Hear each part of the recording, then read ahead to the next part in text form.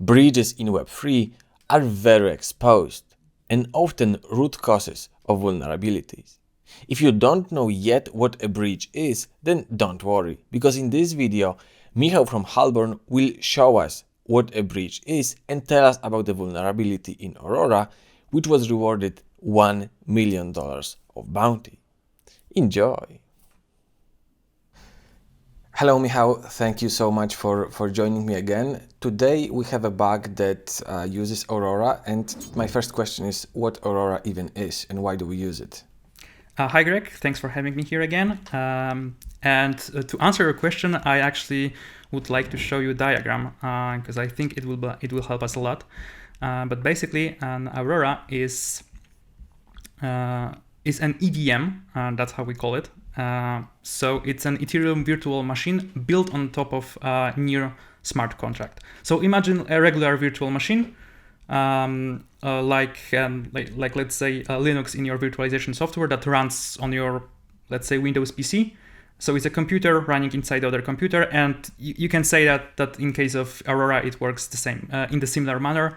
You have an Ethereum-like execution layer, Ethereum-like blockchain running on top of the near. And how it works is like this. Yeah, how it works is like this. That from the near perspective, it's actually Aurora is just another smart contract. But from Aurora's perspective, it's like completely separate chain. It doesn't really know about the underlying infrastructure that is the near protocol. And the way it works is that when a user wants to use Aurora, then they create a regular Ethereum transaction, the one that you use on normal Ethereum, and they send it to the RPC proxy, which wraps this Ethereum into the new transaction and sends this transaction to Aurora smart contract on the new protocol layer, because ultimately every execution in the Aurora engine needs to be initiated from the near side, from the near perspective. Then the protocol unwraps this. Then the smart contract, the Aurora smart contract, unwraps this Ethereum transaction and executes it in the context of Aurora engine. So if I have some money if I have some ETH and I want to pay it to someone who uses Aurora, can I do it? Yes, you can, but not natively.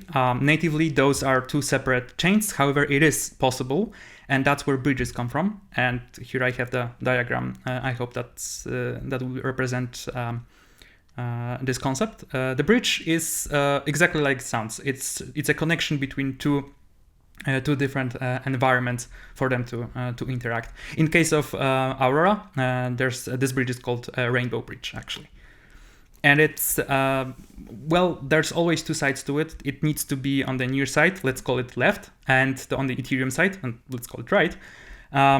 They have this very similar contracts that are sort of related to each other. So you have the bridges themselves, you have the connectors, which will be quite important later. And you have the connectors for everything, for anything you want. So ERC20 connector, you have a token and you want the token to be transferred, then you have to have a connector for this ERC20 token on the left side and on the right side for them to communicate. If you want to send Ether, like you asked, then you also need to have this Ether connector on the left side and on the right side for them to be able to communicate. And how does the process look of transferring something from one side to the other? Yeah, that's a great question, and those where the relayers come from. Well, one side needs to, let's say that I want to send something from the left side to the right side. I need to execute some transaction on the left side, and we'll go into that in a bit. We need to execute this transaction to let the left side know that we want to initialize this transfer. Then we need to wait a little bit because those relayers are sort of a synchronization services between left and right side. They will, after a little bit of time, they will let the other side know about new transaction, new blocks that that were produced on this site, so that the other transaction, so that the other side is aware of them. Then on the when that's done, I will need to get a so-called proof that it's for my transaction, and I don't need to like worry how to construct it. The near blockchain, like the near, there's an API on the near side for this to get this transaction. To get this proof for this transaction.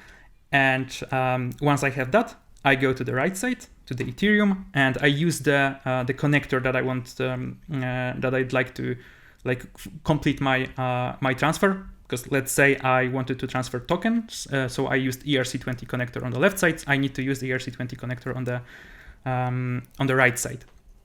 I just provide my my proof, and because relayers shared the information about my transaction before that, the connector can verify that it was actually my transaction is legitimate. It was me, and they can just send the tokens to me. So do I understand this right? There's no actual way to send money from one blockchain to another, but we sort of destroy those tokens on one side, and then relayers or those synchronizers tell the other blockchain that we've burned tokens on one side and we can now use them on the other side. Yes, exactly. Sometimes it's not burning, it's just locking them. That depends if the token was breached or it's native. Essentially, if it's native to the given blockchain and you want to send it, then you just lock it. And if you already have it from somewhere else and you want to send it back, then you burn it. But yeah, it's exactly how you said. That's how it works. Great. So can we jump into the code now? Sure, we can. Okay, so here is actually the ETH custodian contract, which is this connector, but for the Ethereum native asset. This one is actually deployed on the Ethereum side, so the right in our diagram that we've seen before. And what's important here is this withdraw function, because this is what was sort of problematic here. What's important is that we need to, when we want to call it, this is, we sort of, we are now talking about it from the other way around. This is the last step that we would be taking in the whole process. We need to provide it with the proof data, and we parse and consume this proof. This function, which is defined right here, well, it makes sure that the proof is not too old, that it's valid, and that it wasn't used before.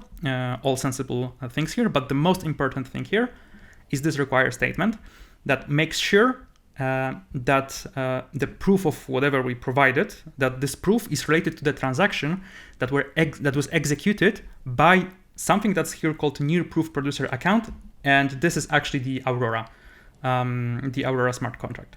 So you need to make sure that whatever you provide here, it was executed by the Aurora smart contract.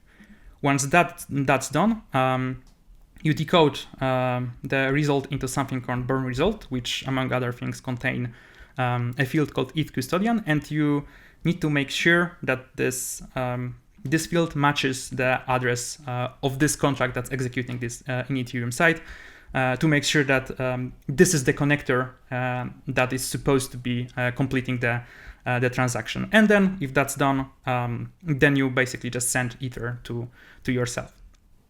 And where does the burn result come from? Yes. Well, first let me show you how it looks like in here, because the burn result is actually quite simple structure. It contains the three fields. There's amount, which is just a number of tokens that you would like to send. Recipient, which is the address that the tokens are going to be sent to. And the ETH custodian address that I already mentioned. And there is actually a very similar structure on the Aurora side. Let me show you. Yeah, okay. So this is this structure that's reflected by this burn result. It's called withdraw result in the Aurora side. But as you can see, it contains the same information. You have the amount, you have the recipient ID, and you have the ETH custodian address. Okay, so now let's see where this withdraw result comes from. And there is a function called withdraw ETH from near.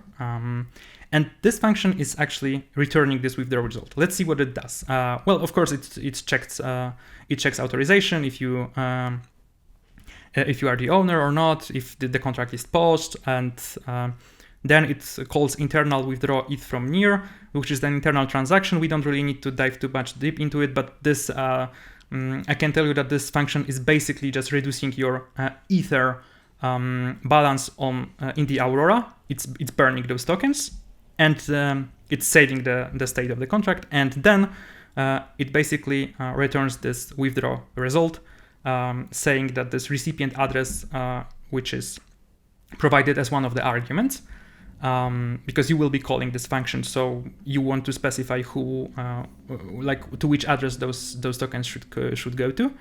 Then there's amount, so whatever amount that you just burned on the Aurora side, and then the Aurora contract is actually filling this ETH custodian address by itself, because it knows the connector on the other side, so you don't need to provide it. You can just it will be specified on your own.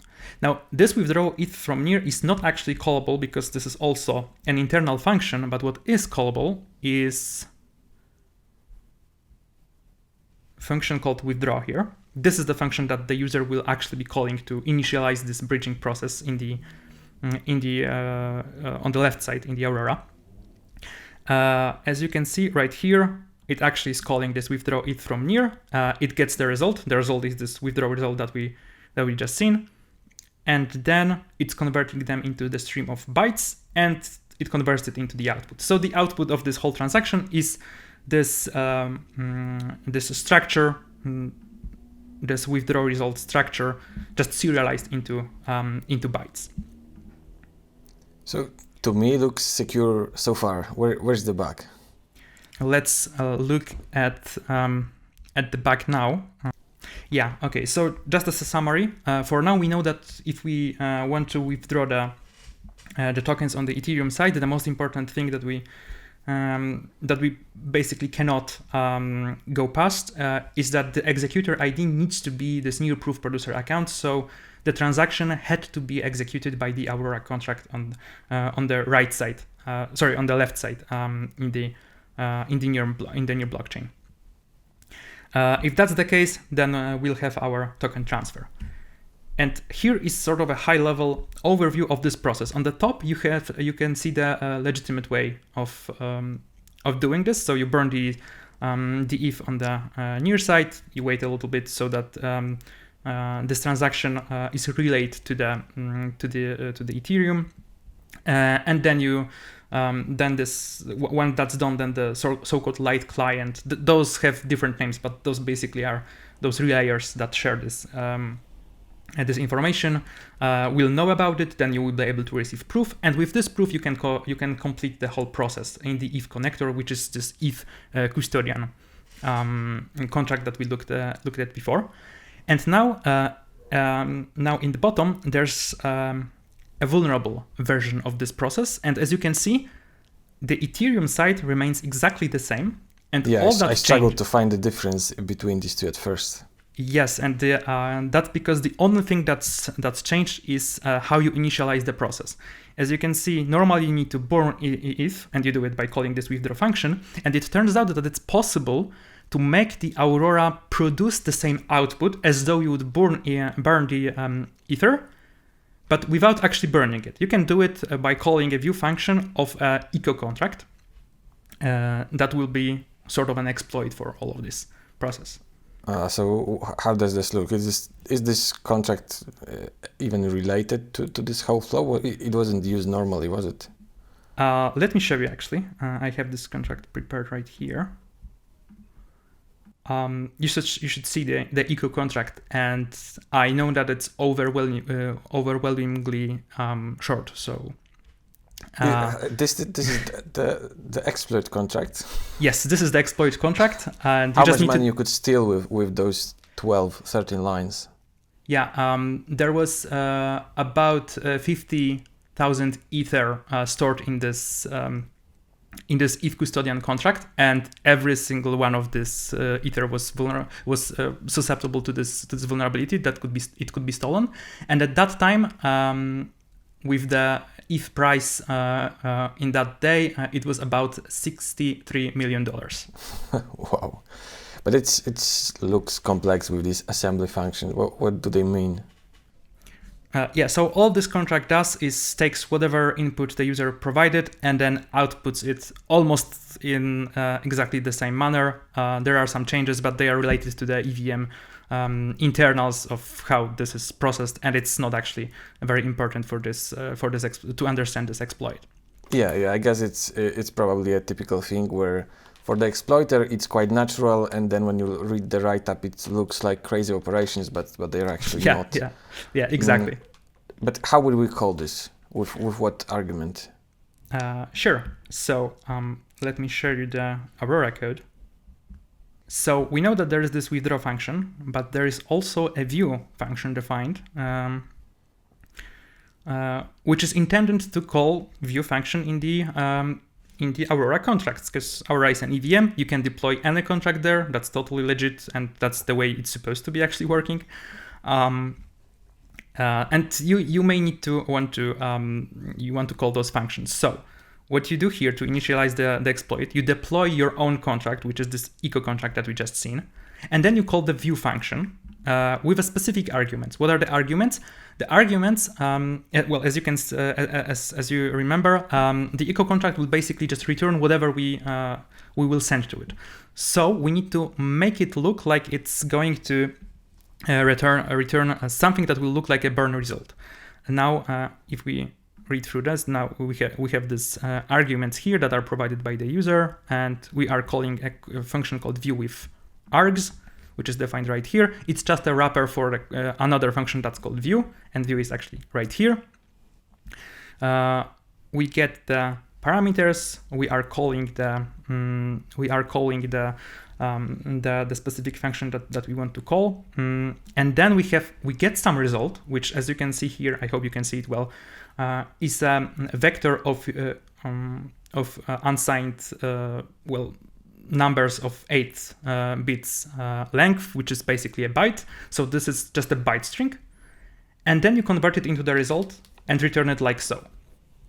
Now I hope that you still remember this withdraw it from near function, because it also only returns this structure, which is then in the withdraw function right here converted into bytes, and you return the bytes.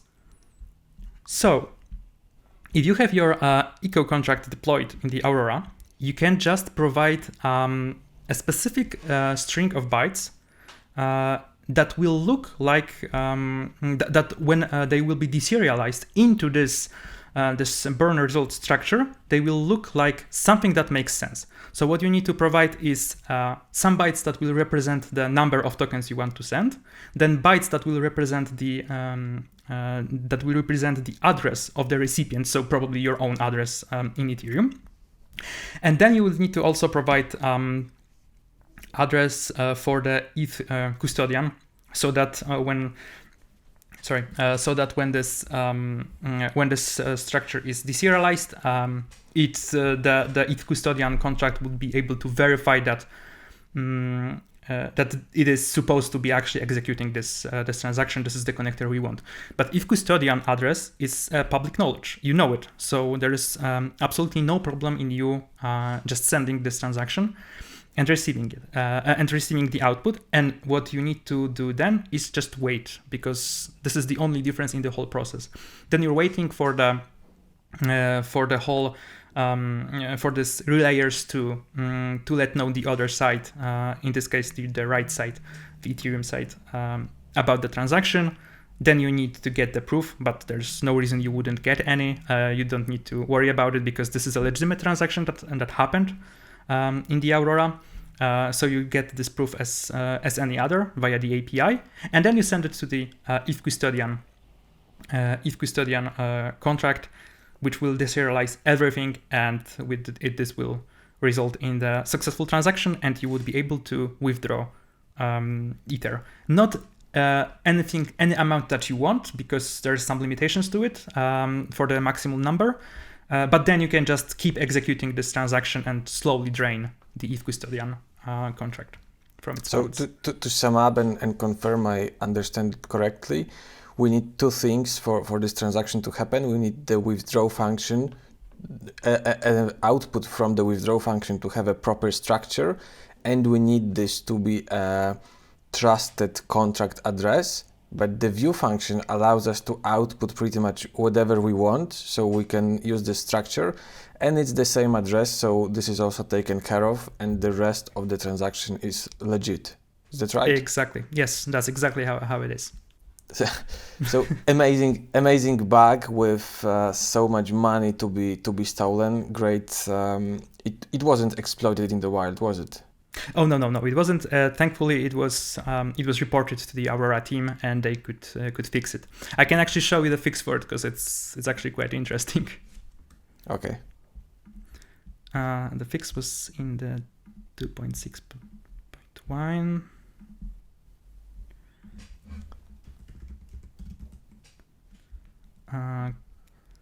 Well, basically, the Aurora team added the return output function, which parses the output of the whatever transaction that happened. It's, for example, the view transaction, and then it checks for the length of this value and what this value is. And if the length is at least 56 bytes long, and those range of bytes is the custodian address that is known, then the chances are that this is an exploit for this vulnerability. So basically the contract just panics and says that it's illegal return. And as far as I can tell, it's still, it looks like just a hotfix for this vulnerability, but it's still there. And this is how it's fixed. I don't think it was, there was something else implemented as of right now, at least.